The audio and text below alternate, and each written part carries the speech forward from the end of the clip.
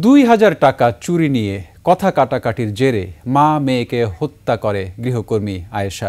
রাজধানীর মোহাম্মদপুরে আলোচিত জোড়া খুনে গ্রেফতার গৃহকর্মী আয়েশাকে জিজ্ঞাসাবাদের পর প্রেস ব্রিফিংয়ে এই তথ্য জানিয়েছে পুলিশ। এর আগেও চুরির রেকর্ড রয়েছে আয়েশার।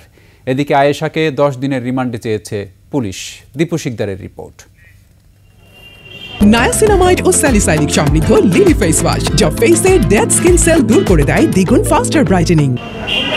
মোহাম্মদপুরে মা ও মেয়েকে হত্যার 72 ঘন্টার মধ্যেই ঝালকাঠির নলছিটি থেকে গৃহকর্মী আয়েশা ও তার স্বামী রাব্বিকে গ্রেফতার করে মোহাম্মদপুর থানা পুলিশ।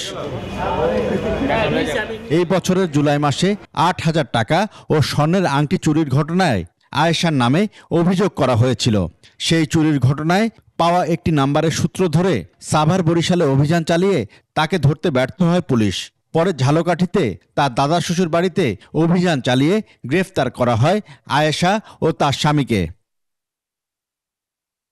ব্রিফিংয়ে পুলিশ জানায়, হত্যার আগের দিন আয়েশা ওই বাসা থেকে 2,000 টাকা চুরি করে। এ নিয়ে তাকে পুলিশে দিতে চেয়েছিল নিহত লাইলা আফরোজ। ঘটনার দিন টাকা চুরি নিয়ে তাদের মধ্যে আবারও কথা কাটাকাটি হয় এবং ধস্তাধস্তির এক পর্যায়ে আয়েশা গৃহকর্ত্রী লাইলা আফরোজকে সুইচ গিয়ার দিয়ে এলোপাতাড়ি ছুরিকাঘাত করে।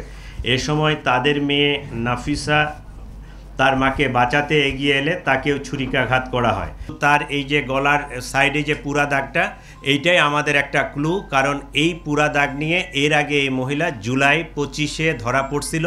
এইটা আমাদের থানায় একটা মোহাম্মদপুর থানায় জিডি ছিল, সেই জিডির ক্লু ধরে আমরা এই পুরা হত্যাকাণ্ডের রহস্যটা উদ্ঘাটন করতে সক্ষম হয়েছি। হত্যার পর আয়েশা ল্যাপটপ ও মূল্যবান সামগ্রী লুট করে পালিয়ে যায়। নিজের বোনের বাসা থেকেও 2 লাখ টাকা চুরি করেছিল আয়েশা। ঘটনার সময় আয়েশা নিজেও আহত হয় এবং রক্তমাখা কাপড় চোপড় পাল্টিয়ে মেয়ে নাফিসার স্কুল ড্রেস পরে বাসা থেকে বের হয়ে যায়। যাওয়ার সময় ব্যাকপ্যাকে একটি ল্যাপটপ, মোবাইল ফোন আরও কিছু জিনিসপত্র নিয়ে যায়। বাসা থেকে বের হয়েছে সোহরাওয়ার্দী মেডিকেলের ভিতরে গিয়ে পুনরায় কাপড় পাল্টিয়ে তার নিজের কাপড় পরিধান করে সে সাভারের উদ্দেশ্যে রওনা হয়। পরবর্তীতে সে চুরি করা ফোন, রক্তাক্ত কাপড় চোপড় সিংগাইর ব্রিজ হতে নদীতে ফেলে দেয়। সোমবার রাজধানীর মোহাম্মদপুরে মা ও মেয়েকে তাদের নিজ ফ্ল্যাটে হত্যা করা হয়। দীপু শিকদার, 21 টেলিভিশন, ঢাকা।